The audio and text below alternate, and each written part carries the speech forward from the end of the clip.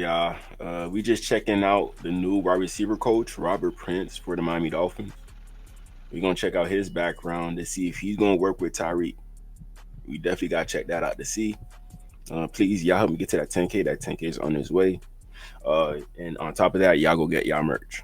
Please and thank you. Appreciate y'all. But from what I'm seeing right here, I don't even know how to say this name. Humboldt State, 1989, 1990. So he started coaching early. Montana State, Sacramento State, Fort Lewis, Portland State, Boise State. Was he ever a head coach? Atlanta Falcons, 2004, 2005. Jacksonville Jaguars, assistant wide receiver coach. Seahawks, 2009, wide receiver coach. Um, Colorado, passing game coordinator, wide receiver coach. So he's been a receiver coach all his life, bro. He has a lot of experience as a receiver coach. A lot of experience. Boise State in 2011. So he probably has that connection with Kellen Moore, most likely. He got that connection. Um, he was the offensive coordinator for Boise State 2012, 2013. And he took that jump to the Detroit Lions. He was there for, what, 6 years? Okay, he was there for a little minute. And then assistant head coach in 2020. Then he went to Houston. Then he ended up going to Dallas. So he went right down the road. And then now he's with the Dolphins. Now he's with the Dolphins. Let me check out who he worked with in Houston. 2014 Detroit Lions wide receivers. So he worked with Calvin Johnson, Jeremy Ross, Golden Tate, Brandon Pettigrew. Let me see other receivers that he worked with. He worked with Reggie Bush before. That's interesting right there. Let me see 2015.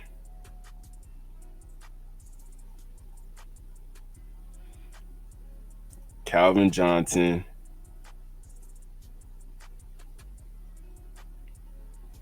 Jones. I think I know who this is.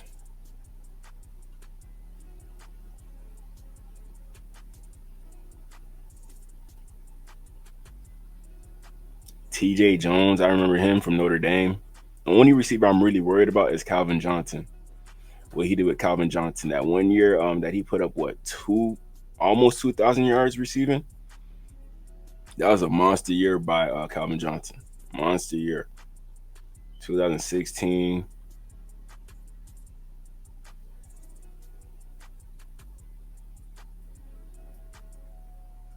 I don't even see Calvin Johnson no more. He probably retired. So he had Golden Tate, Marvin Jones. Let me see who he had the year that he left Detroit.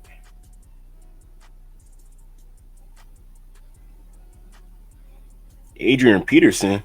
Oh, he did play for the Detroit Lions for a little bit. And they had DeAndre Swift. That's crazy right there. And Kyron Johnson. They had TJ Hawkinson, Danny Amendola, Kenny Galladay. Okay, I remember these times. Kenny Galladay, he was a pretty good receiver, bro. Pretty good. But after the Lions, he kind of died out after that. Where else he worked after? So he was at the Houston Texans in 2021. Let's search that up real quick. Houston Texans 2021 roster. The first two are Kayumi Fairburn and Titus Howard. I have 7 answers in total. Check out this roster.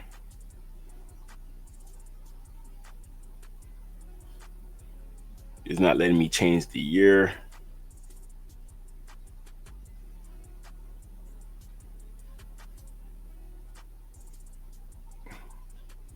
By position. Okay, so for receivers this year, he had Nico Collins. So he worked with Nico for a little bit.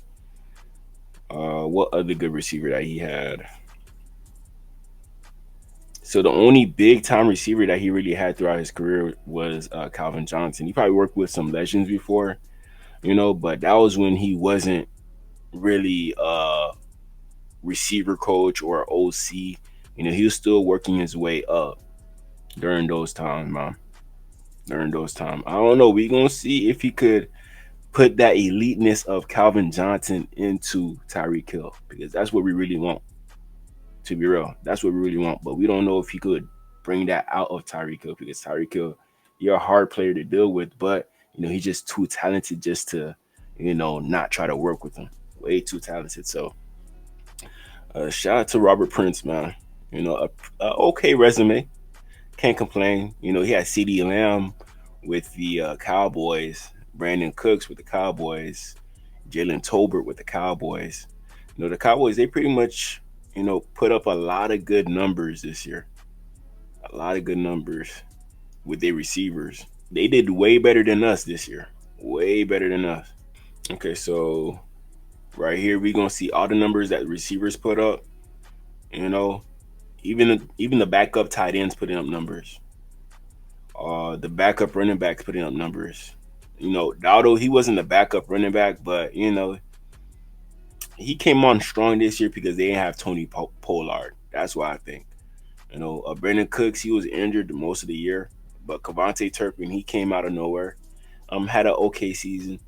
Jake Ferguson, he put up some decent numbers, way more than Durham Smythe. We can't really compare Ferguson and Jonu Smith with their numbers. We can't. Jalen Tolbert, everybody thought he was a bust, but each year you could tell that he got better and better and better. Can he do that to Eric Izukama? Can he do that? That's what we waiting on. CD Lamb, 1,194 yards. CD Lamb, he gets better each year as well. Ever since Oklahoma, we knew CD Lamb, he going to be a dog.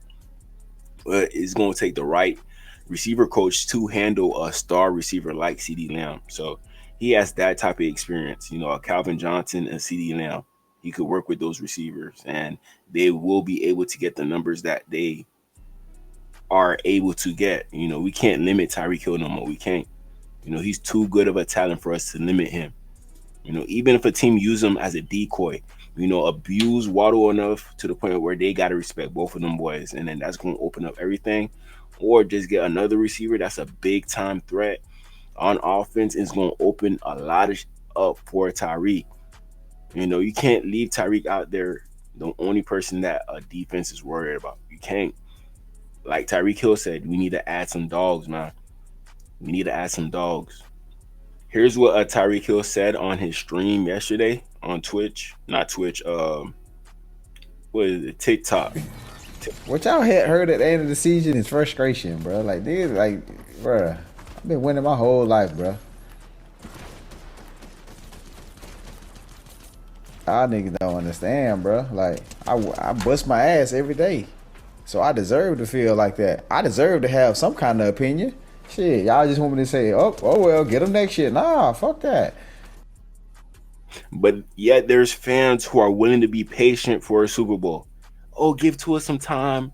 Once Tua got this, once Tua got that. Look at Tyreek. He trying to hurry everything up. He don't got no time to waste.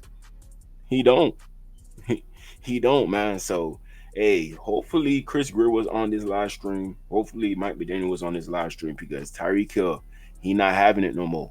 Next year, it seems like we're gonna finish third in this division. If we do, Tyreek Hill, he out of here. He not gonna stay with the team. He not. I doubt it. I highly doubt it, bro. We wasting his years, bro.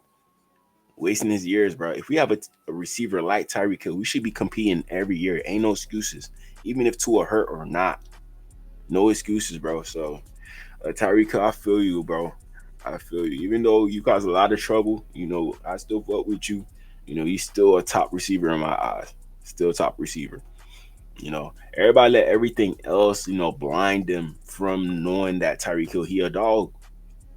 He's still that boy. He said he gonna come back stronger and faster, based off what he said on it.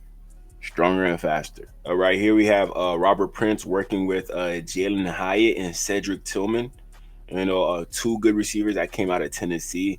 Jalen Hyatt, he just need a quarterback over there with the Giants, and he's gonna look like a good receiver.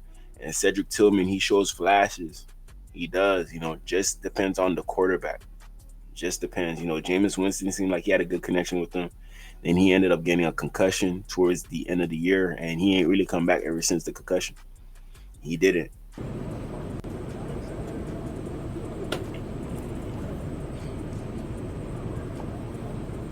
No, this is like a pro day. Nothing too crazy.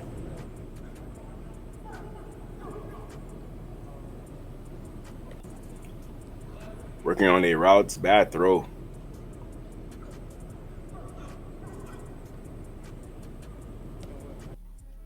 Cedric Tillman, he that big receiver that we really need with the Miami Dolphins. That big receiver. So hopefully Robert Prince sees that in our receiver room and talks to Mike McDaniel and tell him, hey, we need a bigger receiver in here. Hopefully he's brave enough to say that to Mike McDaniel. But I'm pretty sure they must have conversations and they're letting each other know, like, man, we love the receivers that we got right now, but we gotta have a different blend of receiver in there. Gotta have a different blend. Right here, we have a little interview of Robert Prince. Different Let's check techniques, this and out. they've all bought in. And I mean, they're all working hard, and like I said, they've bought into the fundamentals and the techniques. And the thing about your technique, it's not one time. Once you learn it, they have it forever. Fundamentals and your skills, they perish. It's like bread. Just because you have bread, that bread's not going to last you the whole year. You got to keep buying new bread. So it's the same thing with fundamentals. They got to keep working on it. And like I said, the group has been great. All those guys from top to bottom. How are you to understand that this undrafted free agent coming in, and obviously he's made an impression. There you go. Yeah, Dennis, he's got a seriousness about him. He's come in, and the first thing that was very impressive is you could tell he puts in the time to study. Any detail, any coaching point that has been mentioned in a meeting, he spits it out exactly the way we've said it. He practices hard. He only knows one speed, and it's great that he's doing that, and he's giving himself an opportunity to do something. Tolbert's a guy who would be expected to help you step in early. Just where is he in his development, and what's he doing well, and where does he need to get better before the season starts? Yeah, Jalen, another guy. He's very smart, and he's not pigeonholing himself into one position. He's learning all three spots, and you can tell he's putting in the time.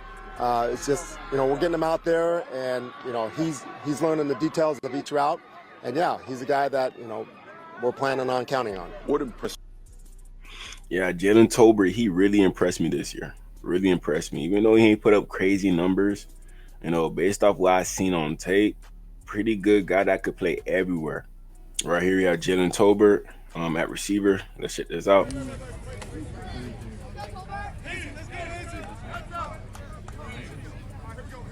Go, Tolbert! Tolbert, he came from South Alabama. Imagine him working with a Waddle from Alabama, an Alabama receiver. Imagine. Let me zoom in on this real quick, if I can. Okay, that's good. Good inside. Good inside, though. Easy. Hey, this is going to be Waddle just outrunning people, and all you got to do is get the ball in front of him. That's all you got to do.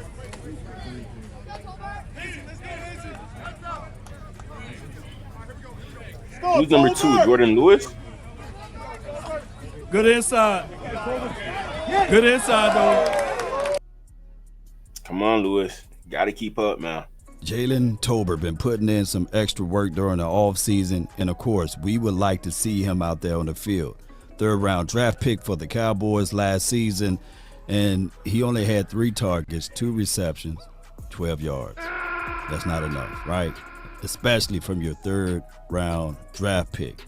And when he was given an opportunity, of course, he lined up in Green Bay's backfield. But that's a story of another day. So you see him working with Dak Prescott, and of course, we would like to see more out of his actual play on Sunday, Monday, and as well as Thursday nights. So with that being said, we don't want to hear, man, he looks like Tarzan, but he plays like Jane. No. We don't want to see that at all. We want to see him put that work action on the field. But in order for that to happen, he got to go through this process again. And we can clearly see that he's pretty much in shape. And that's what you want to see, especially Yeah, that boy look solid, bro. from a wide receiver. Hey, Waddle, be ready. Being Waddle, able be to ready. be in tip-top shape, because you got to outrun the opposition, and normally the person that's more in shape ends up winning. So we can't wait to see him for the 2023 season. Yes, he was a third-round draft pick. Yes, we got high hopes for him. But when you look at everything, you know for sure that the competition is very, very strong. Here's the reason why. The Cowboys is believed to go into the draft and draft another wide receiver. They had a lot of wide receivers in the 30-day visits. On top of that, the Cowboys wide receiver room is a pretty large one, and you're going to have a lot of people competing. We always say iron sharpen iron, steel sharpen steel. So this dude, in order for him to stand tall to get some playing time, he got to show up on the field. So we can't wait to see Jalen Tolbert for the 2023 season. Let's get it. Continue to grind to shine. Dak Prescott, continue to work out with him. You guys got to be on the same page. That's been my time. Tua, Waddle, gotta be on the same page. Tyreek, Tua, gotta be on the same page, man. I think there's a little, beef going on between them boys, but they're not gonna go out in the public and talk about it. Tyreek and Tua, me personally. But y'all let me know in the comments what y'all think. With Jalen, it starts with he's got good size, good speed.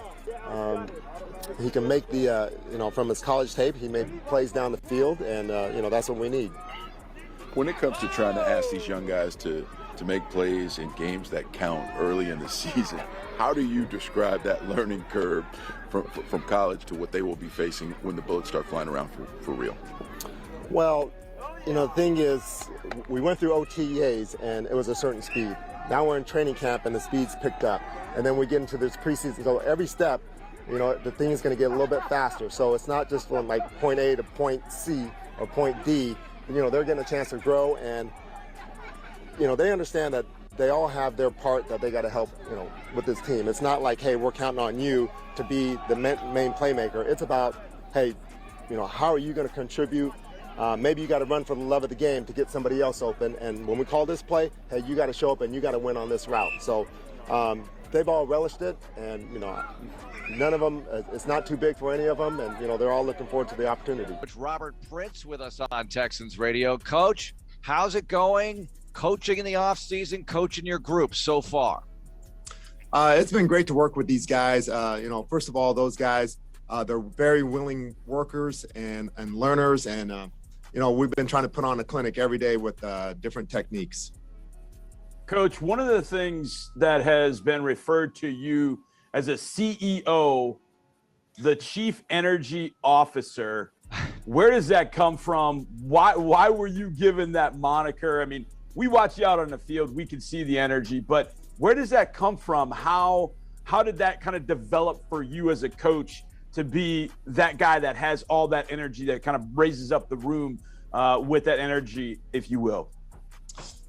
Well, shoot, I don't know exactly where it started, but it might have been way back when I was at Fort Lewis College, Durango, Colorado, back in '94 with our staff. It was me. I was the offensive coordinator. Gus Bradley was the defensive coordinator. Oh, wow. Todd Wash was our D-line coach. So, we had a pretty good staff, and, we had some back and forth, and, it was just the way that we, it was just kind of our style, and we went back and forth and had some good battles. But, it's a great profession to be in, and, I love coaching, and, they say every day's a holiday when you love your job, and I just go out there and, have some fun. What do you work on with the guys Good answer right there. Good this answer. time of year, and how is that different from what you'll be doing in training camp, other than the fact that you'll be wearing pads a bit in training camp, Coach? Well, the thing that's great right now is we can slow things down and really work on our fundamentals. And, Coach Kelly's a big believer in fundamentals, and that's what we're working on. We're working on, from stance and start to the stem of the route, to the breakdown, to the catch, and our blocking technique. It's great to be able to take our time and really work on those fundamentals. Coach, we talk all the time about when players go from place to place, they've got to learn a new offense. But coaches sometimes have to learn a new offense too. How is that transition for you in learning a new offense? Listen, you've been coaching receivers for a long time. You know all the routes and all that. But how is it learning the new offense, the new verbiage and everything that goes with it so that you can communicate it to your players and they learn it as well? Yeah, that's a good point. A lot of times there's different words for the same things that we've done. Someone might call it peanut butter, someone calls it jelly. Just gotta just kind of translate it in your head. And I say the synapses are sometimes a little bit further apart, and just got to get used to the terminology. And just like with the players, coaches got to get used to it as well. Well, this probably happens in a lot of situations. You've coached a lot of good receivers, but here you have Brandon Cooks, who's an established veteran. You also have Nico Collins, rookie, coming in. So tell us a little bit about the group and what you see so far in them anyway, Coach. Like I said at the beginning, all of them are willing learners, including Brandon and the other veterans. Just trying to learn the fundamentals and the techniques that we're talking about now going forward. And, they're all willing to work. And Brandon's, been the leader of the guys. And, when they see him, how he works, they're like, okay, they're going to fall in line. So you're probably going to expect a lot out of Tyreek. Once Tyreek shows that he's giving it 100% out there, everybody else is going to follow. Everybody else is going to follow. Different kind of traits. They're big guys, small guys. Some play in the slot, some play outside, some step in the backfield. But overall, if somebody came to you, young person, said, I want to be a receiver, what would be the one thing you would tell that particular young man or woman that this is what you need to be successful at every single level of being a wide receiver? Number one rule for receiver is to get open and catch the ball. That's the main thing, right? I mean, as simple as that. You got to be able to get open and catch the ball. I love that. That means a lot of different. Don't make it too difficult. Run 10 yards, come back in the end breaker 5 yards, then go out 2 yards. Like, it's too much, bro. Too much. These are football players. They've been playing football their whole life. Just get open and catch the ball. That's it. But maybe the Dolphins are the issue in regards to who we got throwing them boys about. Maybe not. We're gonna see. He can't stay healthy. On top of that, he's not an elite quarterback. So whenever there's something wrong going on offense, he can't make up for it. Everything got to be perfect. If you run a wrong route, that might mess up the whole game plan, and it might lose us the game with our quarterback. Different things to certain people. If I'm a smaller person, then I probably need to create a little bit more separation.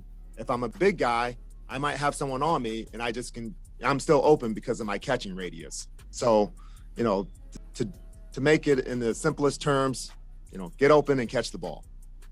Right, because when you're coaching a guy like you had Megatron, right, in Detroit, and then you have other guys who might not have that kind of catch radius or that ability, but you want to get the most out of their ability, that's got to be a big challenge as a coach, right? For sure. Like you said, had Calvin Johnson, Hall of Famer, had Kenny Galladay. Both those guys were big targets. And then if he worked with both of those guys, imagine what he could be looking for in Miami. He gonna get his big guy. Maybe he could try to make it work with Eric Isukama, or maybe he brings in a big receiver from this draft, Savion Williams from TCU. I like him. 6'4", 225. He could play running back too. Come on, man. Perfect fit. Perfect scheme fit. I had other guys, Marvin Jones, who was a 6-foot guy, and I had Golden Tate, who was a smaller, stout, but he played big. Golden Tate played big back in the day. Very powerful person. Also had Anquan Bolden later in his life, but that guy, that's a big guy. Have a guy draped all over him. He was going to catch the ball. Greatest high school player I ever saw. Anquan Bolden was unbelievable. Coach, last year we've talked about the COVID year of 2020, and it was so tough. It was hard on so many different people, and I know it had to be hard on you guys as coaches. But in the end, how did last year help you become a better coach? Maybe it didn't, but how do you feel like last year helped you overall? That's a great question. First of all, I think every coach in America learned the term Zoom and having a Zoom meeting. I mean, I've never heard of that before. You're not lying. Had to find ways to reach the players. And he seemed like an old school coach,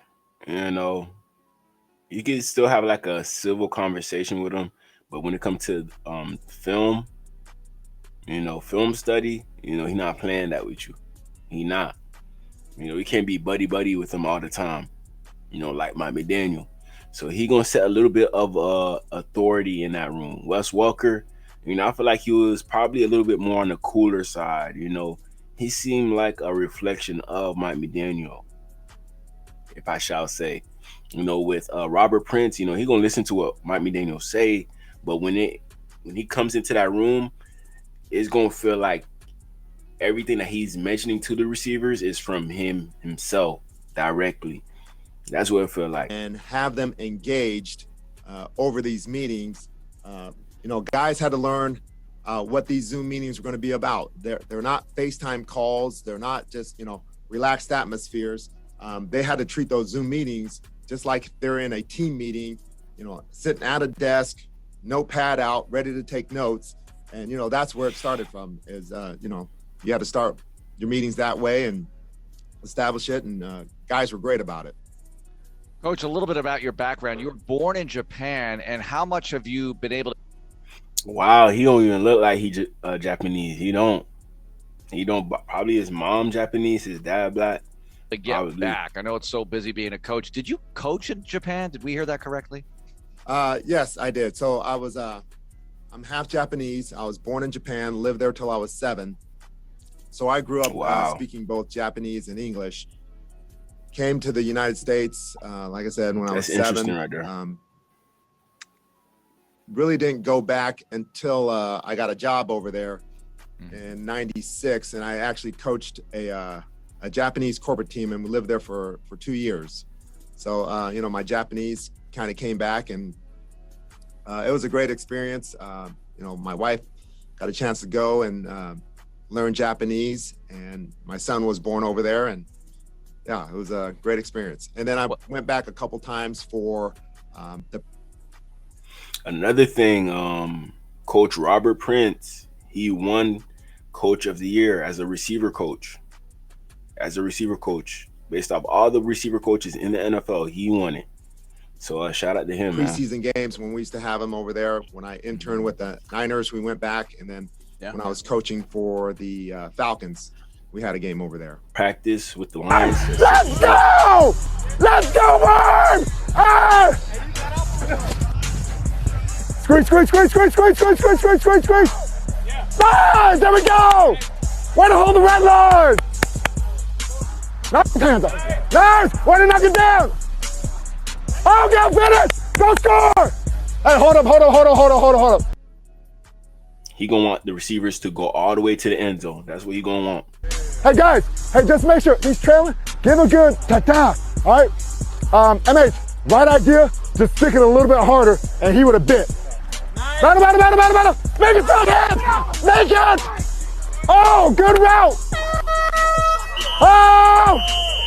Attack him. Oh, you should score.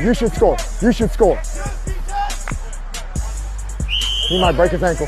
Uh-oh. Longer. A little longer. KD! First one-on-one rep. Oh, yeah.